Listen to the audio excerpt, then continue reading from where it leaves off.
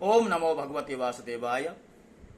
श्रीमद् भागवत महापुराण की भाव यात्रा पंचम स्कंद के प्रथम अध्याय तक आ पहुंची है, जिसमें स्वयंभुव मनु के पुत्र प्रियव्रत और उनका जो चरित्र है उसका यहाँ पर वर्णन किया गया है। जैसा कि आप सब जानते हैं, पिछले चतुर्थ स्कंद में मनु महाराज जी के पुत्र उत्तानपाद का चरित्र दिया गया। उनके यहाँ ध्रुव आदि पुत्र हुए। उसी वंश में आगे चल करके पृथु आदि प्रकट हुए।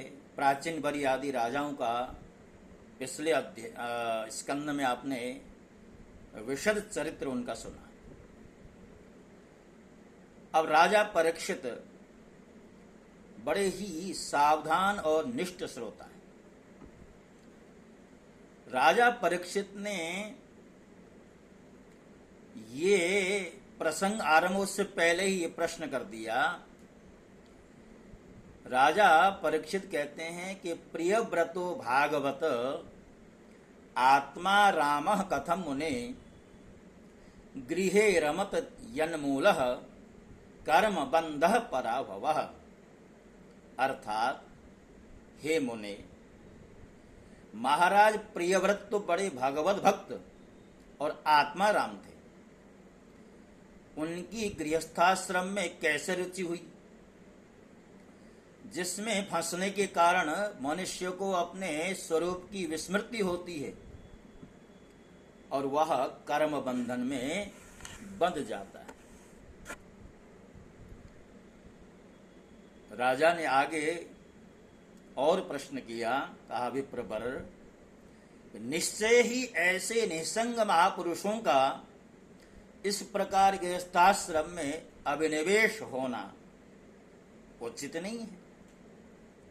इसमें किसी प्रकार का संदेह नहीं कि जिनका चित्त पुण्य कीर्ति श्री हरि के चरणों की शीतल छाया का आश्रय लेकर शांत हो गया है, उन महापुरुषों को की कुटुंब आदि में कभी आसक्ति नहीं हो सकती। ब्राह्मण, मुझे इस बात का बड़ा संदेह है कि महाराज प्रियव्रत ने स्त्री, घर और पुत्रादि में आसक्त रहकर भी किस प्रकार सिद्धि प्राप्त कर ली और क्यों कर उनकी भगवान श्री कृष्ण में अविचल भक्ति हुई। सुखदेव जी कहते हैं, राजन, तुमने बहुत ही सुंदर प्रश्न किया। जिनका चित्त पवित्र कीर्ति श्री हरि के परम मधुर चरण कमल मकरंद के रस में सराबोर हो गया है, वे किसी विघ्न बाधा के कारण रुकावट आ जाने पर भी भगवत भक्त परमहंसों के प्रिय श्री वासुदेव भगवान के कथा श्रवण रूपी परम कल्याणमय मार्ग को प्राय छोड़ते नहीं। राजन, राजकुमार प्रियव्रत बड़े भगवत भक्त थे। श्री नारद जी के चरणों की सेवा करने से उन्हें सहज में ही परमार्थ तत्व का बोध हो गया था।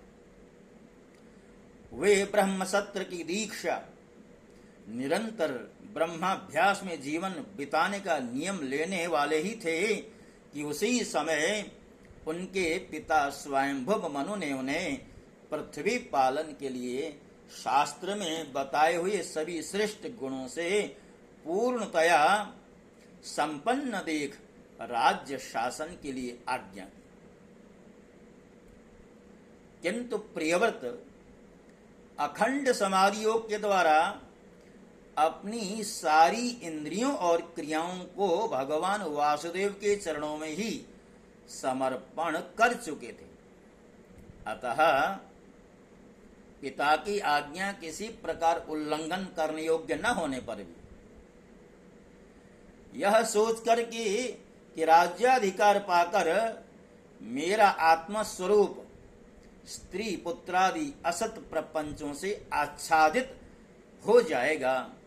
राज्य और कुटुंब की चिंता में फंसकर मैं परमार्थ तत्व को प्रायः भूल जाऊं। उन्होंने उसे स्वीकार नहीं किया। आदिदेव स्वयंभू भगवान ब्रह्मा जी को निरंतर इस गुणमय प्रपंच की वृद्धि का ही विचार होता है। ब्रह्मा जी सबके पितामह हैं और सामान्यतः हम संसार में भी देखते हैं, जो घर का वृद्ध होता है, बड़ा होता है, उसको अपनी संतान की ही चिंता बनी रहती। अब ब्रह्मा जी तो लोक पितामह हैं, तो ब्रह्मा जी सृष्टि के पालक हैं, सर्जक हैं, सृजनहार हैं। तो सृजनहार होने के नाते वो अपने पुत्र पौत्रादियों से इस बात की अपेक्षा रखते हैं कि सृष्टि का कार्य हरेक के द्वारा हो। जब उन्होंने प्रियव्रत की ऐसी प्रवृत्ति देखी, अर्थात विवाह न करने की जो एक सोच प्रियव्रत में विकसित हुई थी,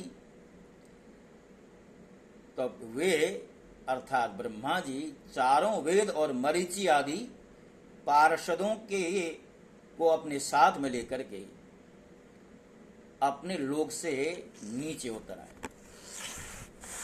आकाश में जहां तहां विमानों पर चढ़े हुए इंद्रादि प्रधान प्रधान देवताओं ने उनका पूजन किया तथा मार्ग में टोलियां बांधकर आए हुए सिद्ध गंधर्व साध्य चारण और मुनिजन ने स्तवन किया।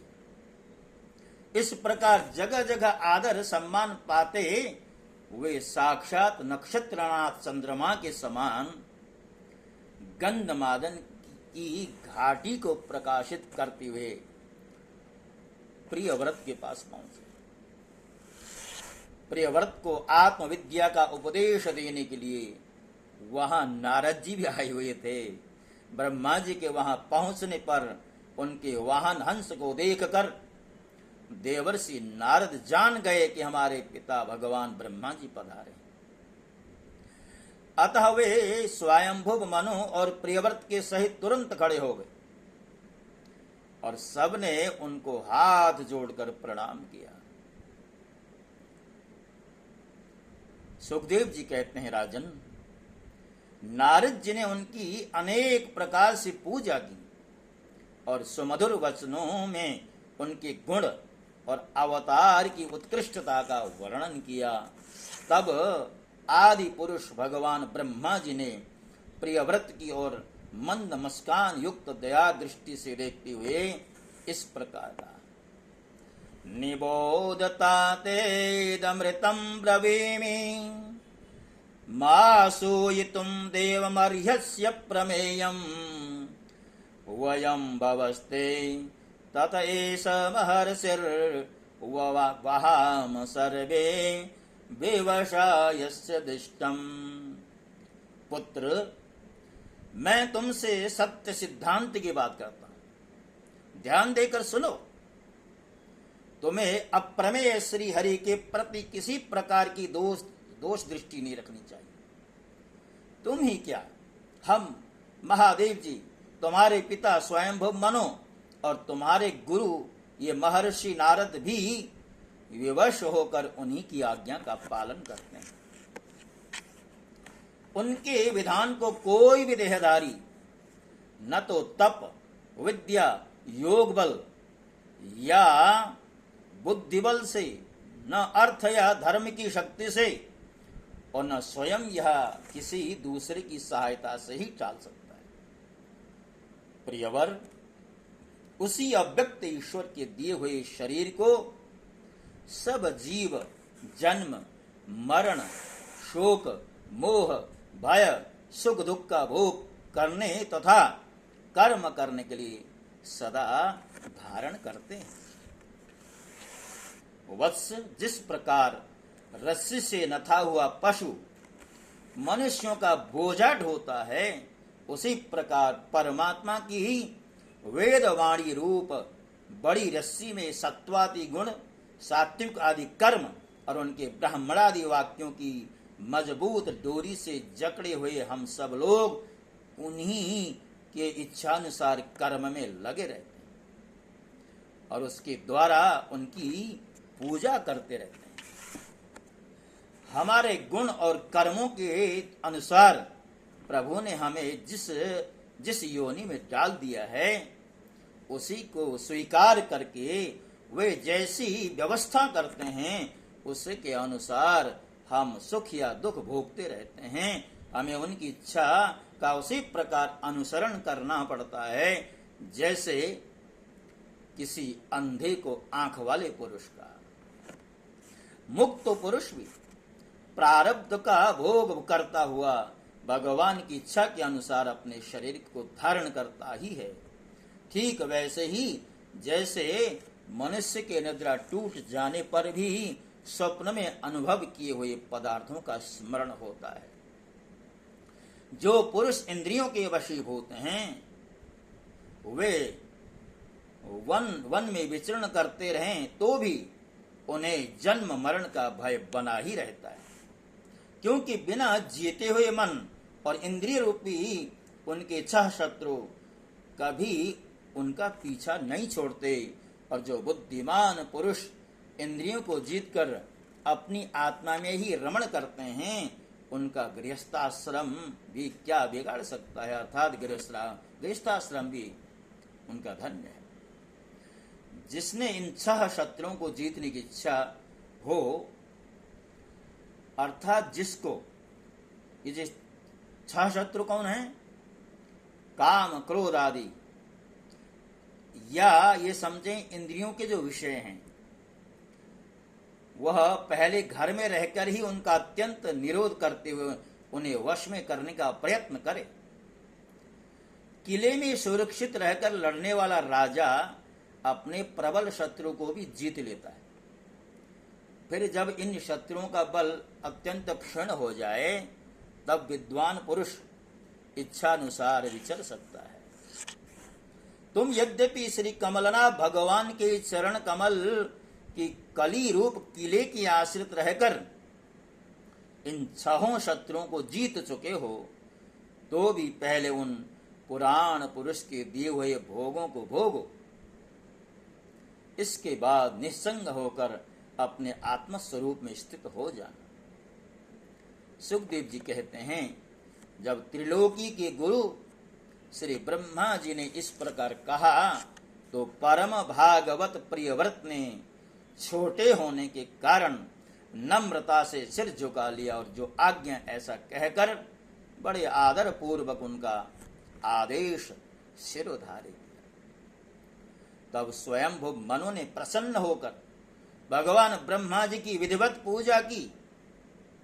इसके पश्चात वे मन और वाणी के अविषय अपने आश्रय तथा सर्व व्यवहारातीत पर ब्रह्म का चिंतन करते हुए अपने लोक को चले गए।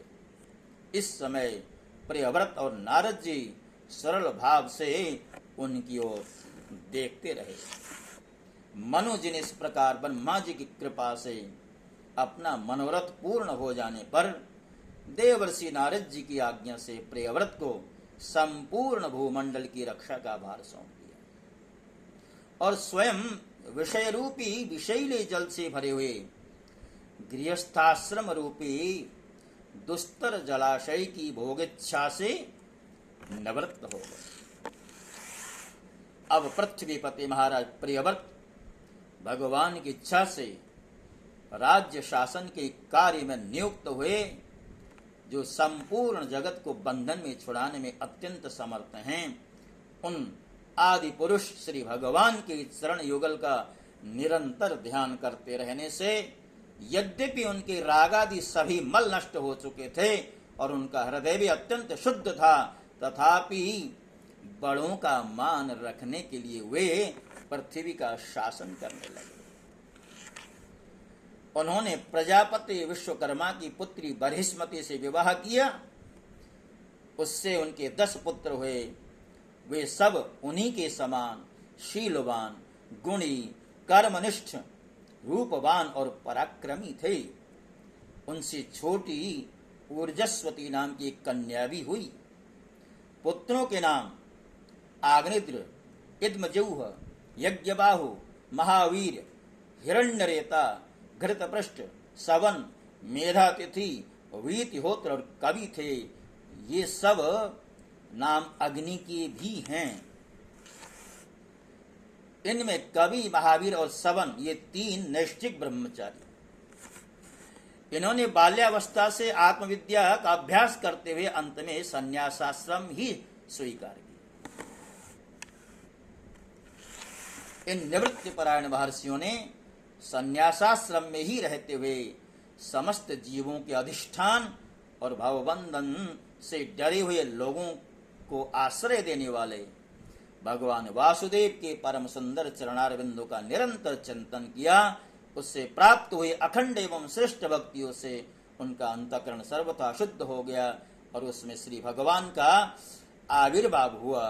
तब देहादि उपाधि की निवृत्ति हो जाने से उनकी आत्मा की संपूर्ण जीवों के आत्मभूत प्रत्यगात्मा में एक ही भाव से स्थित हो गई। महाराज प्रियव्रत की दूसरी भार्या से उत्तम, तामस और रैवत ये 3 पुत्र उत्पन्न हुए, जो अपने नाम वाले मनमंत्रों के अधिपति हुए। इस प्रकार कवि आदि 3 पुत्रों के निवृत्ति परायण हो जाने पर राजा प्रियव्रत ने 11 अर्बुद वर्षों तक पृथ्वी का शासन किया। जिस समय वे अपनी अखंड पुरुषार्थमयी और वीरशालिनी भुजाओं से धनुष की डोरी खींचकर टंकार करते थे, उस समय डर के मारे सभी धर्मद्रोही न जाने कहां छिप जाते थे। प्राण प्रिया बरहिस्मती के दिन दिन बढ़ने वाले आमोद प्रमोद और अभ्युत्थान आदि क्रीड़ाओं के कारण तथा उसके स्त्री जनोचित हाव भाव, लज्जा से संकुचित मंदहास युक्त चितवन और मन को भाने वाले विनोद आदि से महामना प्रियव्रत विवेकहीन व्यक्ति की भांति आत्मविस्मृत से होकर सब भोगों को भोगने लगे, किंतु वास्तव में ये उनमें आसक्त नहीं थे। एक बार इन्होंने जब यह देखा कि भगवान सूर्य सुमेरु की परिक्रमा करते हुए लोकालोक पर्यंत पृथ्वी के जितने भाग को आलोकित करते हैं, उसमें से आधा ही प्रकाश में रहता है और आधे में अंधकार छाया रहता है, तो उन्होंने इसे पसंद नहीं किया। तब उन्होंने यह संकल्प लेकर कि मैं रात को भी दिन बना दूंगा। सूर्य के समान ही वेगवान एक ज्योतिर्मय रथ पर चढ़कर द्वितीय सूर्य की ही भांति उनके पीछे पीछे पृथ्वी की 7 परिक्रमाएं कर डाली। भगवान की उपासना से इनका अलौकिक प्रभाव बढ़ गया था। उस समय इनके रथ के पहियों से जो लीकें बनी वे ही 7 समुद्र हुए। उनसे पृथ्वी में 7 द्वीप हो गए। उनके नाम क्रमशः जम्बू, प्लक्ष्य, शालमली, कुश, क्रौंच, शाक और पुष्कर द्वीप हैं। इनमें से पहले पहले की अपेक्षा आगे आगे की द्वीप का परिमाण दूना है और ये समुद्र के बाहरी भाग में पृथ्वी के चारों ओर फैले हुए हैं। 7 समुद्र क्रमशः खारे जल, ईख के रस, मदिरा, घी, दूध, मट्ठे और मीठे जल से भरे हुए हैं। ये 7 द्वीपों की खाइयों के समान हैं और परिमाण में अपने भीतर वाले द्वीप के बराबर। इनमें से एक एक क्रमशः अलग अलग 7 द्वीपों को बाहर से घेर कर स्थित है। बरिस्मती पति महाराज प्रियव्रत ने अपने अनुगत पुत्र आग्निद्र, इद्मजौह, यज्ञबाहु, हिरण्यरेता, घृतपृष्ठ, मेधातिथि और वीतिहोत्र में से क्रमशः एक एक को उक्त जम्बू आदि द्वीपों में से एक एक का राजा बना दिया। उन्होंने अपनी कन्या ऊर्जस्वती का विवाह शुक्राचार्य जी से किया। उसी से शुक्र कन्या देवयानी का जन्म हुआ। राजन, जिन्होंने भगवत चरणारविंदों की रज के प्रभाव से शरीर के भूख, प्यास, शोक, मोह और जरा मृत्यु इन 6 गुणों को अथवा मन के सहित इंद्रियों को जीत लिया है, उन भगवत भक्तों का ऐसा पुरुषार्थ होना कोई आश्चर्य की बात नहीं है, क्योंकि वर्ण बहिष्कृत चांडाल आदि नीच योनि का पुरुष भी भगवान के नाम का केवल एक बार ही उच्चारण करने से तत्काल संसार बंधन से मुक्त हो जाया करता है। इस प्रकार अतुलनीय बल पराक्रम से युक्त महाराज प्रियव्रत एक बार अपने को देवर्षि नारद के चरणों की शरण में जाकर भी पुनः दैववश प्राप्त हुए प्रपंच में फंस जाने से अशांत सा देख मन ही मन विरक्त होकर इस प्रकार कहने लगे, अहो बड़ा बुरा हुआ है, मेरी विषय लोलुप इंद्रियों ने मुझे इसे अविद्याजनित विषय रूप अंधकूप में गिरा दिया। बस बस बहुत हो गया, मैं तो स्त्री का क्रीड़ा मृग ही बन गया। उसने मुझे बंदर की भांति नचाया, मुझे धिक्कार है धिक्कार। इस प्रकार उन्होंने अपने को बहुत कुछ बुरा भला कहा। परमराध्य परम आराध्य श्री हरि की कृपा से उनकी विवेक वृत्ति पुनः जागृत हो गई। इन्होंने यह सारी पृथ्वी यथायोग्य अपने अनुगत पुत्र को बांट दी और जिसके साथ उन्होंने तरह तरह के भोग भोगे थे उस अपनी राजरानी को साम्राज्य लक्ष्मी के सहित मृतदेह के समान छोड़ दिया तथा हृदय में वैराग्य धारण कर भगवान की लीलाओं का चिंतन करते हुए उसके प्रभाव से श्री नारद जी के बतलाए हुए मार्ग का पुनः अनुसरण किया, अर्थात भगवत प्राप्ति के मार्ग का अनुसरण किया। भक्तों, ये भगवान के भक्तों के लक्षण होते हैं। आरंभ में ही जिनको गृहस्थी से वैराग्य हुआ, लोक पितामह ब्रह्मा जी की इच्छा का आदर करते हुए उन्होंने गृहस्थाश्रम में प्रवेश किया और गृहस्थाश्रमोचित जो भोग है उन भोगों को भोगा। और जब जीवन की चतुर्थ अवस्था अर्थात वृद्धावस्था आई तो ये सारे पृथ्वी को अपने पुत्रों में बांट करके भगवत चिंतन में लग गए हैं। और देखिए, जैसा कि हमने आरंभ में कहा था, भगवान के जो भक्त होते हैं वो समय को पहचानते हैं। अब मेरी अवस्था हो चली है, अब अधिक दिनों तक गृहस्थ के प्रपंच में फंसे रहना नहीं है। इस प्रकार की सावधानी सबने बरती है। जितने भी आगे भी कथानक आएंगे, जिन जिन राजाओं के प्रसंग आएंगे, वो सब समय रहते हुए गृहस्थाश्रम से विरक्त होकर के वानप्रस्थी हुई, उसके बाद वे संन्यास आश्रम में प्रवेश करके भगवत धाम में चले गए। ये संदेश हमें भागवत के माध्यम से मिलता है। हमें भगवान से अपना संबंध बनाना है, ये शिक्षा हमें इस प्रकरण से मिलती है।